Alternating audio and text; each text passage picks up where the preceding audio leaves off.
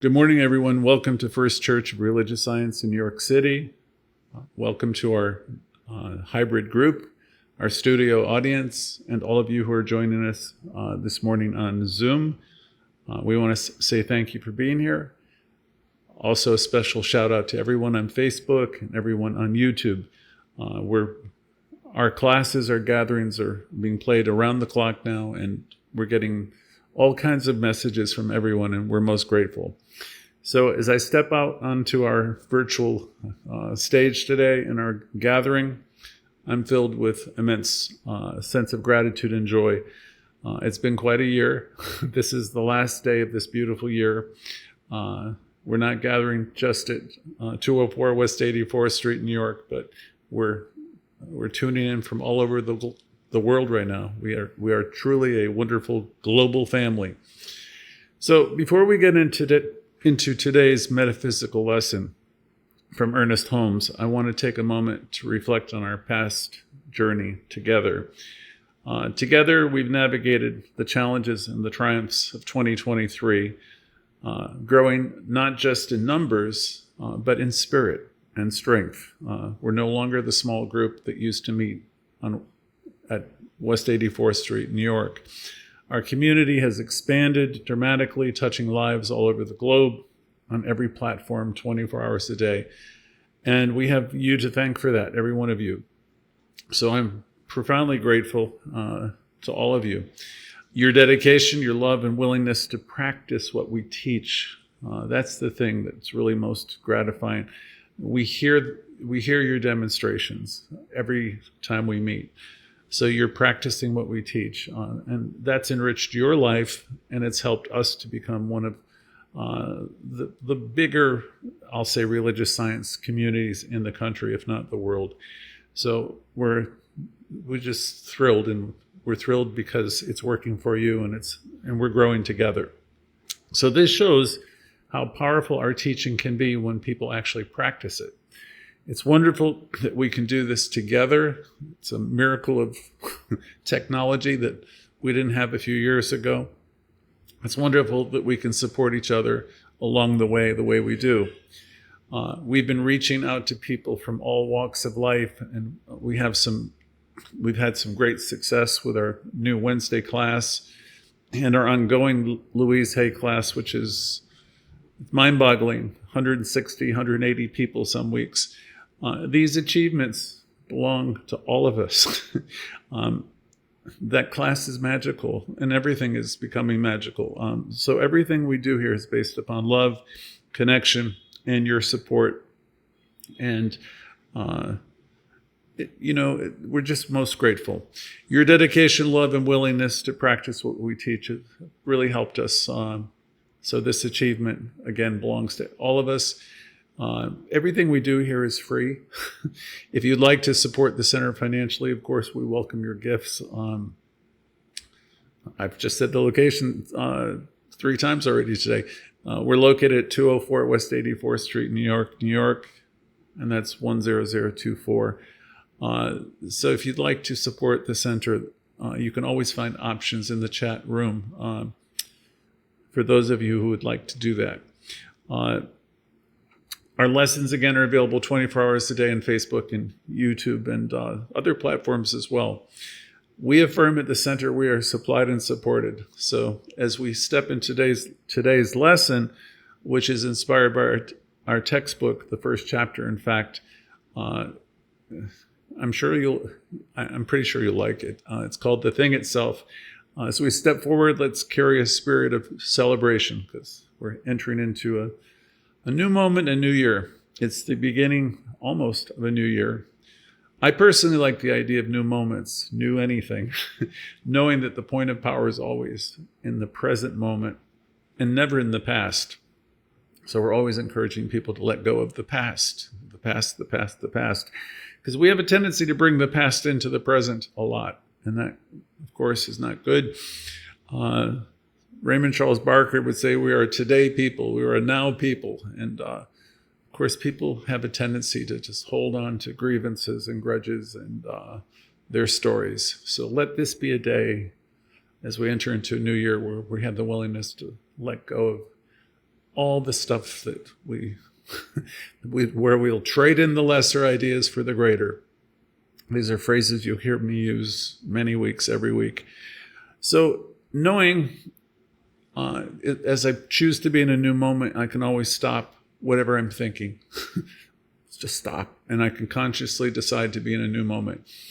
That's something I've been working on for decades, being in a new moment. Be still and know that you're God is another expression that I've heard years ago, and I will use. Be here now came from Ram Dass. Wherever you can, however you can, quiet your mind, or when you find yourself going off,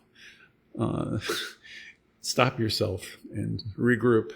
Take the pause that refreshes and tell yourself something that's true. Tell yourself something that's new. Louise Hay would say, don't beat yourself up for being where you are. In other words, if you're criticizing yourself and all that, simply stop where you are and say to yourself, that's not true, and tell yourself the truth and get back on track. Half of the success of this is the practice. No one does it perfectly, but we keep practicing it. So again, we're stepping into, this is December 31st, we're stepping into a new year. And if you've been around for a while, if you've been listening, you will know that you can be stepping into a new year feeling empowered. So if you've been listening to what we've been teaching, that you're supplied and supported at every moment, if you've been practicing that, then you're ready to step into a new year that's filled with promise. And if you really want to, this can, in fact, be a new year for you. You can step into it with confidence, knowing that you are supplied and supported in every single way. So I'd like us all to embrace that idea that we're stepping into a new year with positive expectancy, knowing always that life is expanding in and through every one of us. We have a lot to look forward to. Many on our call are getting wiser, stronger, and more confident as a result of the teaching and practicing it. See, that's something I probably ought to comment more on in the chat room. We're getting wiser and stronger and more confident because of the teaching. We're not just a social group, though we're very social. We're making these improvements because we're actually practicing the teaching. We're practicing knowing that we're supplied and supported. So the reason we're able to share all of these wonderful healings and demonstrations is because many of you have made a decision to trust life. As Louise Hay would say, I trust the process of life. And she had tremendous faith. And I think a lot of the people who are on our call in our gatherings are coming from that place of a connection. And you know you're supplied and supported. And you're beginning to develop the mystical approach to life. And by that, I mean you're understanding that you're one with the one. You're one with life. And life is beginning to reflect that more and more increasingly. We can hear it in the remarks and in the comments. And that's absolutely wonderful. So we're developing more faith, and we're hearing more and more demonstrations. I mean, we get endless messages from people. And some of you are sending checks and supporting the center, and we really appreciate it. And but the real thing is we're getting the notes. Wonderful note I read just, was it this morning, that Jimmy gave me from a lady. Just a lot of demonstrations. So again, thank you all for being here and part of this journey. The Science of Mind textbook, the first 4 chapters, oftentimes the centers, the churches will go over the first 4 chapters in January. Sometimes I do, sometimes I don't. I try to make them less like a textbook. The first chapter, well, first of all, let me tell you the titles. The first is the thing itself. The second is the way it works. The third is what it does. And the fourth is how to use it. These chapters lay our foundation and are key to our understanding of the teaching itself. The thing itself introduces the concept of a universal spiritual presence. I mean, okay, God is all that there is. That's what this chapter is about. And the next chapter discusses the nature of its presence as a creative force. That's the way it works. And what it does explains the manifestation of this force in the world and in your life. And then finally, how to use it offers practical guidance on applying these principles in your day-to-day living. I'm going to cover all of these subjects in the weeks to come, and I promise I'll discuss them in such a way that they'll be that anyone can understand them, because it's not difficult. It's just sometimes the way things are worded. So there's absolutely no need to make any of this difficult. Louise said years ago, it's all very simple, and I believe it is. Most of us here on the call want to evolve, and we want to change a bit. So we want to keep an open mind. We want to let go of the things that aren't working and that get in the way of having the kind of life that we would like. So again, on this last day of 2023, let's begin the process. We're going to start by saying what a year it's been. We acknowledge the fact that we've succeeded individually. I know many of you, I know a lot of your demonstrations. Each of us individually and collectively have grown and expanded. If you're just getting into the teaching, just learning about metaphysics and trying to figure all of this out, it's important to recognize some of the key figures who've shaped the path. Our author was a visionary. That was Ernest Holmes. He stands tall among these great people. His insights and spiritual wisdom have guided generations toward a deeper understanding of themselves and the world around them. So he was one of the greats. And then there were the Fillmores of Unity. And of course, there was my favorite, Ralph Waldo Emerson, the transcendentalist, who paved the way for many in this spiritual journey. Raymond Charles Barker was our founding pastor here at the church, and he played a significant role in bringing these teachings to people all over the world. And again, right here in New York City at First Church, Louise was a practitioner here, and she was devoted to these teachings herself. And her presence added a unique dimension to our spiritual journey, because we're known as being the place of Louise as well as Raymond Charles Barker. So if you're new to New Thought, or if you're a seasoned practitioner, I hope you're getting ready to embark on a journey of self-discovery and empowerment as we go through our lessons and unlock the timeless wisdom that these great minds have all passed down to all of us. So let's start with a little poem I put together for this evening, which ties into the thing itself. And here it goes. In the realm of wisdom, we set our sights to grasp the truth with all our might. Ernest Holmes' words are guiding star, leading us to who we really are. In these lessons, we find the way to free ourselves, come what may. From the inner strife and worldly noise, we'll see through the mist and make our choice. Through the teachings, we find the light, a beacon in the darkest night. No more confusion, we'll find the grace. Embrace the eternal in this sacred space. With open hearts, we'll learn anew our connection to the universe, so true. Nature's law and life's design linked to the law of mind, divine.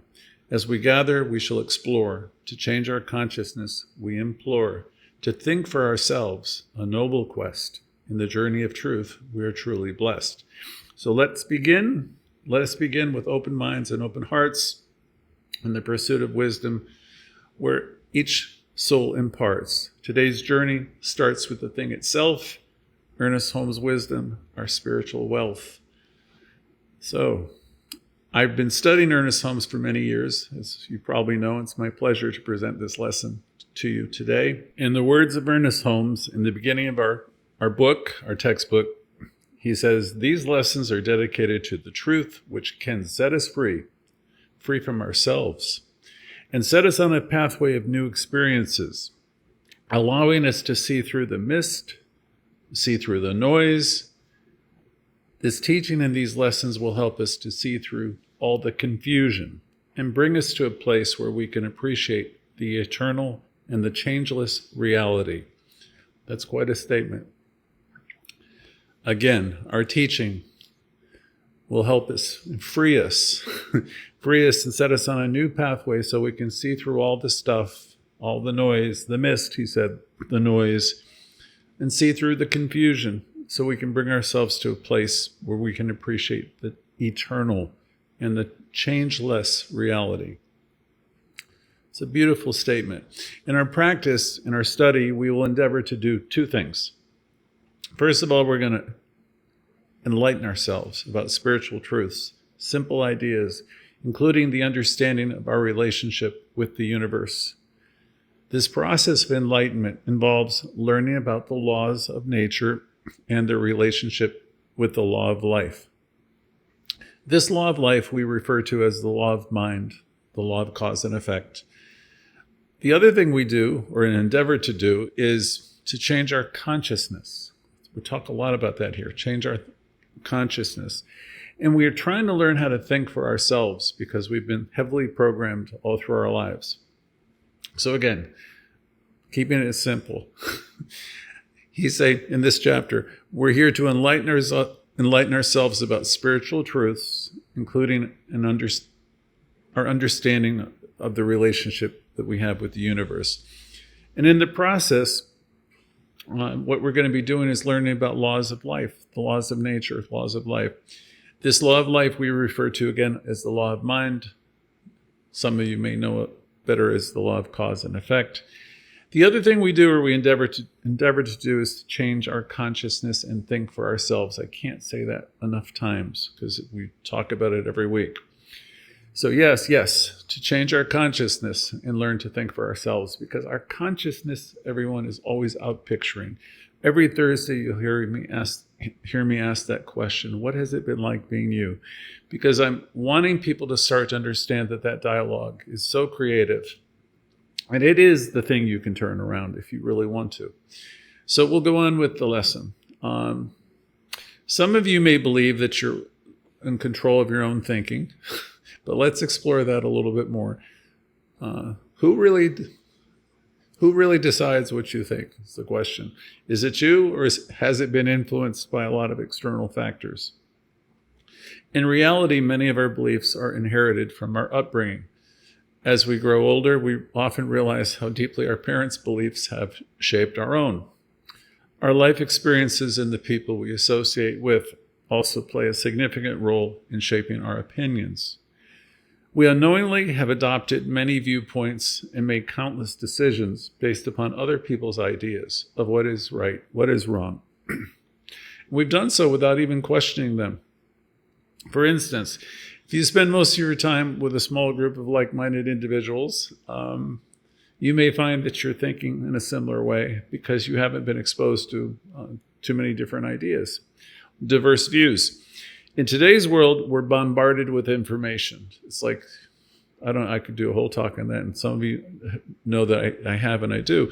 Human knowledge is doubling like every couple of days. It's beyond belief. Artificial intelligence is everywhere.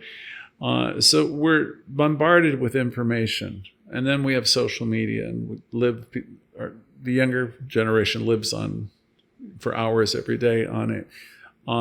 So all these sources of information influence our perception of what's right and wrong, what we ought to look like, what we ought to do, what's acceptable, all that stuff.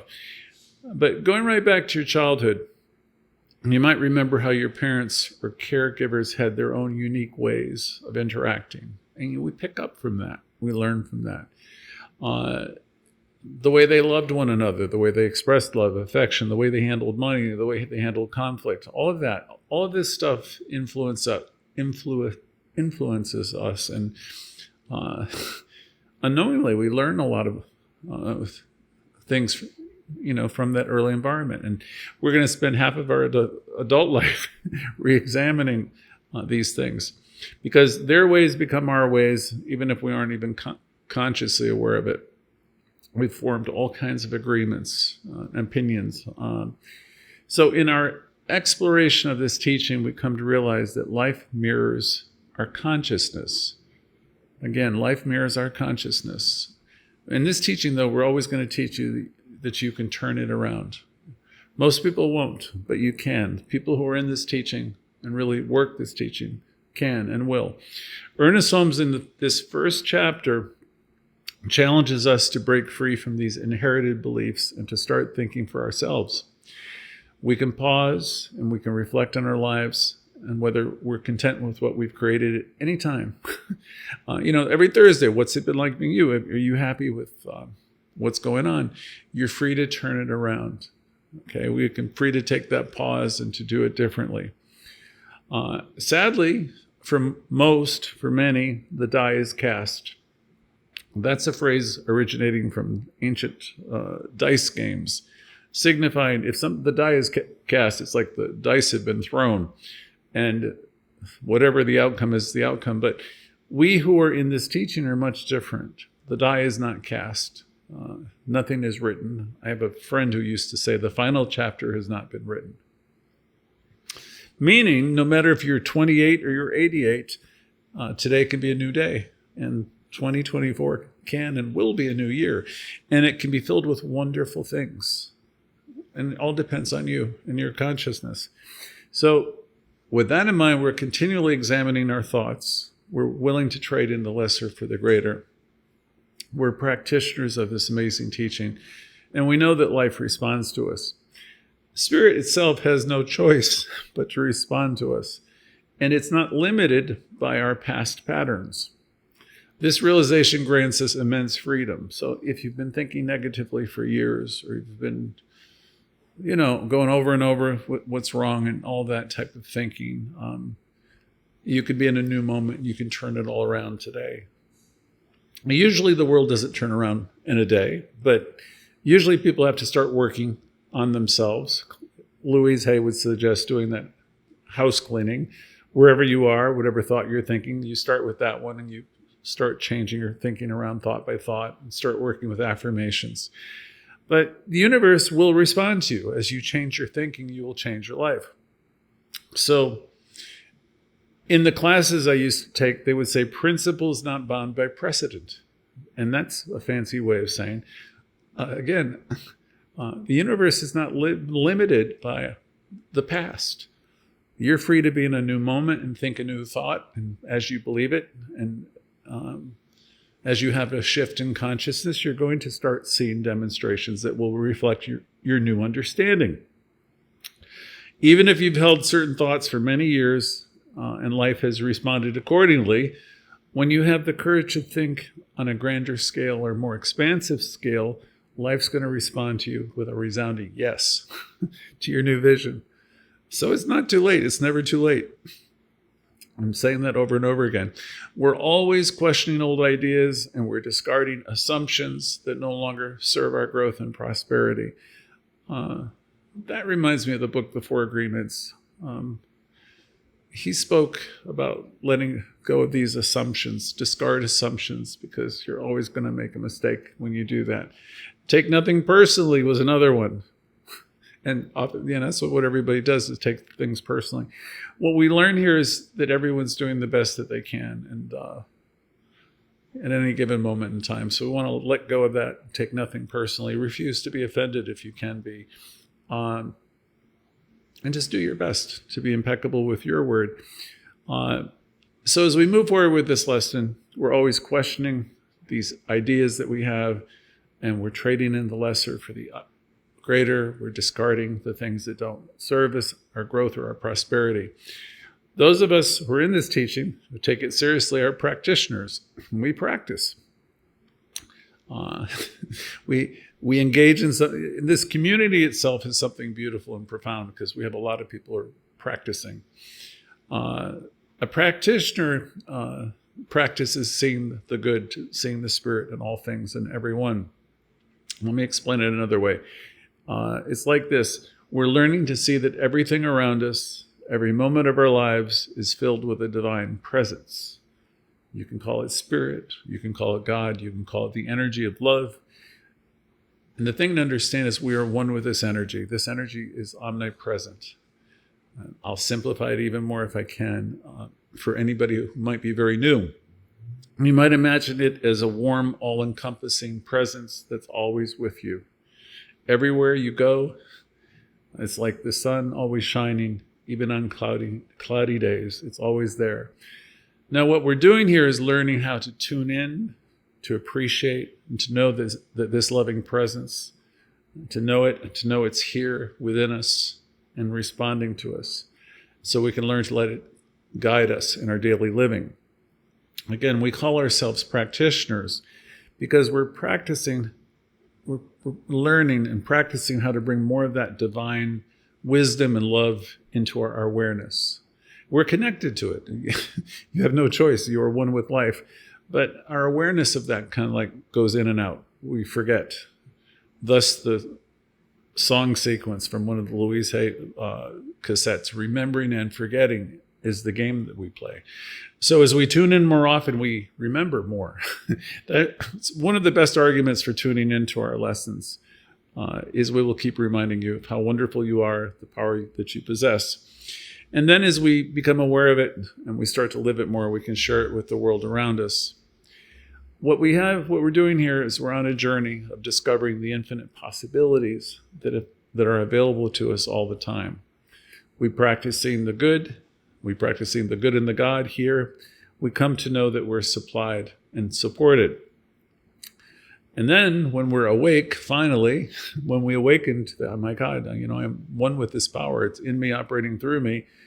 Then you get to speak with authority.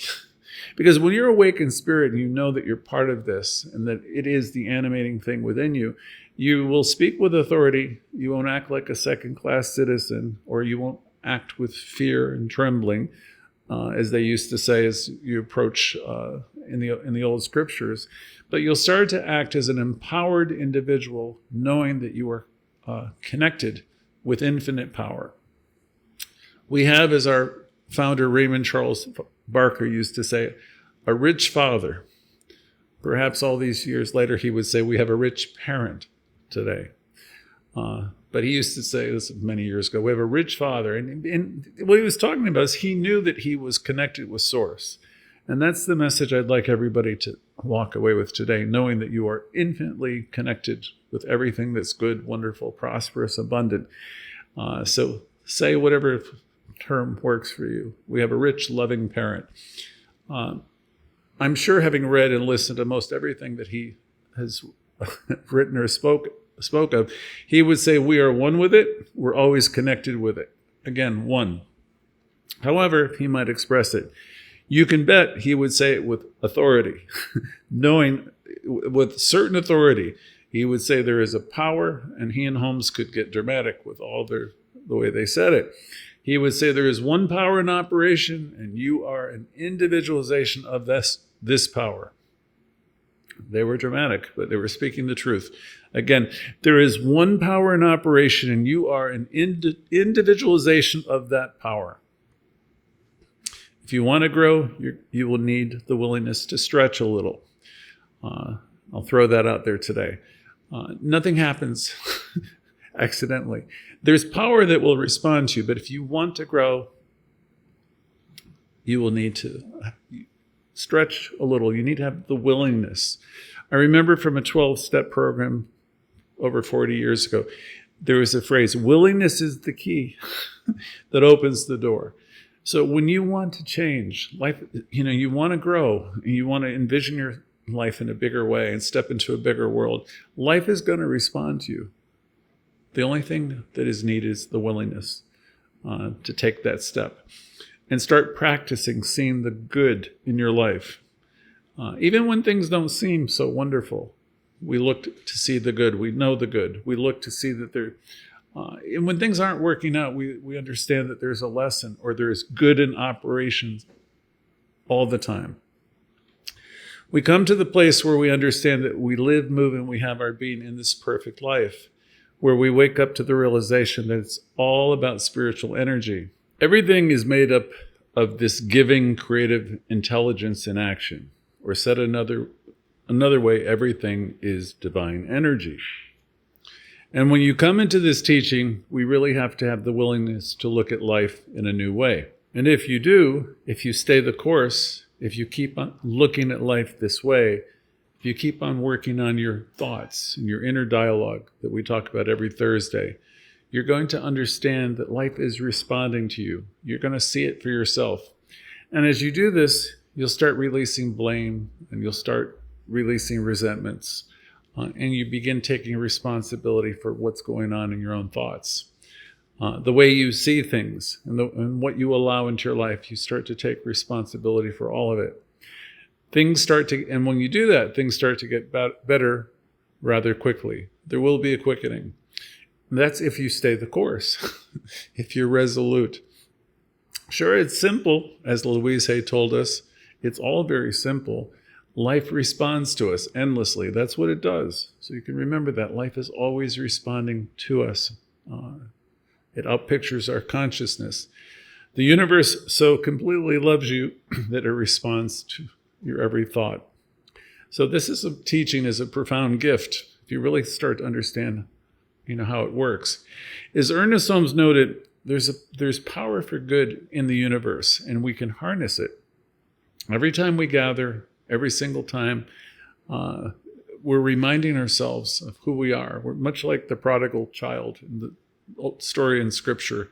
We get off track often enough, but we can get back on track. And as soon as we get back on track, we're restored. As soon as we center ourselves, we discover that we have everything we need. I oftentimes say it's a journey without a distance, because really what it is taking the pause and going within and rediscovering that you are the whole bit. You have everything you need. Throughout the year, we've discussed the prevailing negativity, what we call the collective consciousness of the world. Most of the world thinks very differently than we do.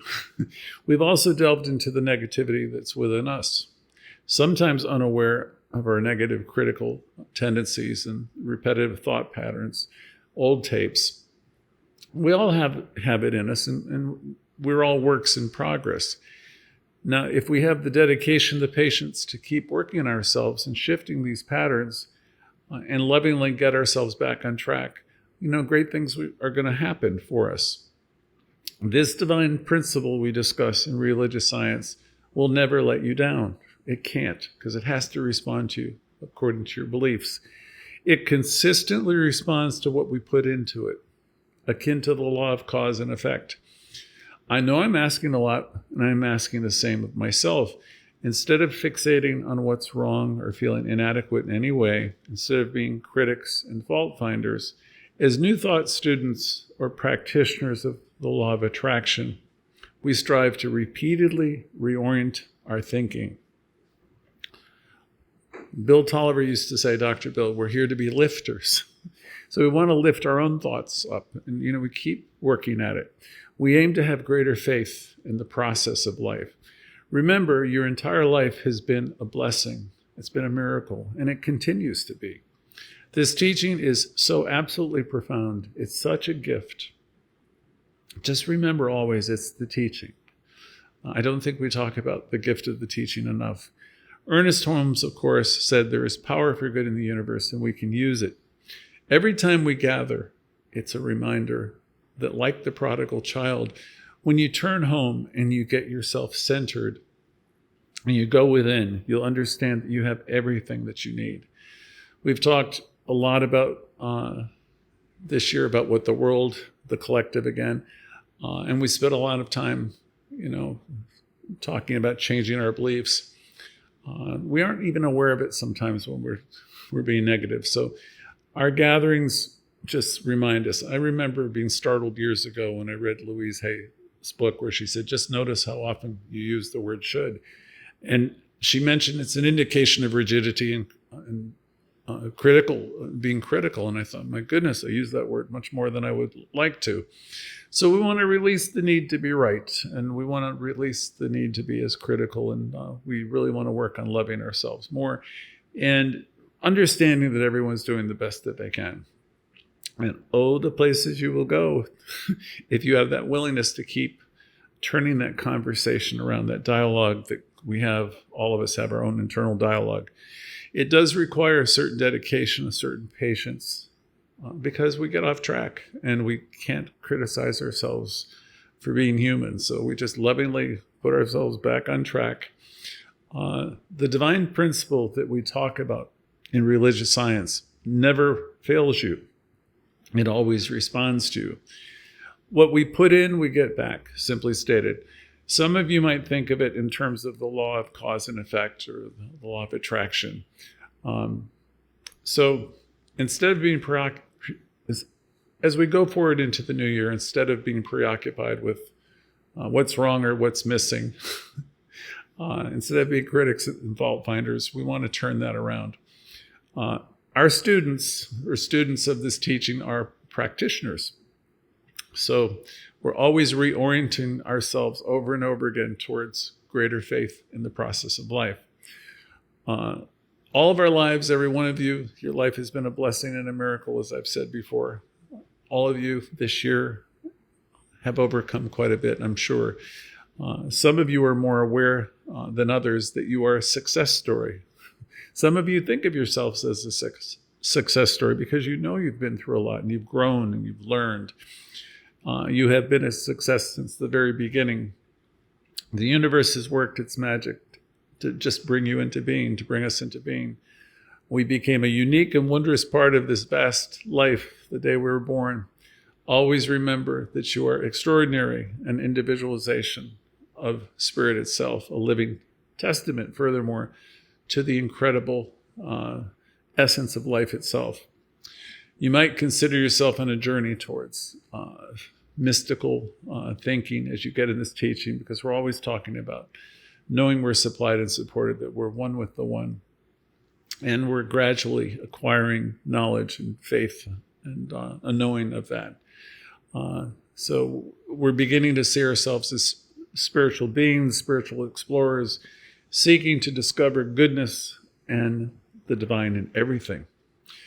And as we cultivate the practice of recognizing the inherent goodness in life, as we start to really believe that as a fact, you're going to be inviting serendipitous events and moments into your world. And this is a natural outcome of seeing life this way. Simultaneously, we embrace the limitless possibilities and potential that life really has for us. It's all there for you. The kingdom, as we call it, is at hand, truly. In this journey, we attain a deep spiritual awareness of ourselves. It's your magnificent inlets and outlets of God consciousness. Our New Thought teaching delves into the exploration of first cause, spirit, mind, and the invisible essence, said Holmes. The ultimate source and intelligence from which everything springs forth. This profound power, as described by Ernest Holmes, is the thing itself. So in this wonderful first chapter, our goal is not only to understand what to believe in, but why we also believe in it. We explore how these beliefs are not only reasonable, but also transformational. As we dive into this remarkable teaching and this chapter, Holmes is suggesting we approach it with wonder and excitement rather than fear. Our humility in this journey doesn't stem from feeling unworthy, though, but from our eagerness to learn and grow. We embark on this path with a sense of joy and willingness to embrace something fresh and something exciting. Just like Louise likens it, again, to cleaning a house. We can make this practice enjoyable, fun. In this teaching, we understand that we're embarking on an exhilarating journey to develop a new perspective. You might be wondering, did Ernest Holmes refer to God as it? I've said this over and again. The answer is resoundingly yes. Dr. Holmes deliberately chose to steer clear of the word God, a choice shared by many of you here on the call. Why? Because the term God often carries preconceived notions laden with fear and trepidation, and from different religious groups, there's a lot of dogma that it's conjured up in people's minds. He said it can conjure up images of an authoritative figure, perhaps in the sky, making judgments and rewards. Ernest Holmes aimed to liberate all of us from the burdens of conventional beliefs. He was wanting you to have an authentic experience in you. That was his greater desire, more than church building. He envisioned a fresh concept of spirit, free from the constraints, again, of dogma or conventional beliefs. Instead, he referred to it as the thing itself, or simply it. Here's how he put it.